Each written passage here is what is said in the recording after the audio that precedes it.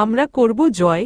স্বাস্থ্যক্ষেত্রে নতুন প্রযুক্তিবিদ্যা আমরাই নিয়ে আসব, এই অঙ্গীকার মাথায় রেখে আগামীকাল রবিবার দুপুর 2:30 থেকে শান্তিনিকেতন মেডিকেল কলেজ ও হাসপাতালের উদ্যোগে একটি সেমিনার অনুষ্ঠিত হতে চলেছে।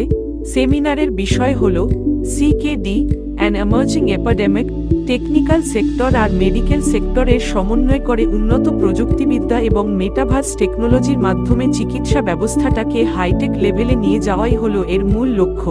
Technical, engineering, B Ed, nursing, paramedical, pharmacy student ও ডাক্তারি পড়ুয়া এবং বিভিন্ন গ্রামীণ চিকিৎসক সকলকে এই সেমিনারে সাদর আমন্ত্রণ জানায়।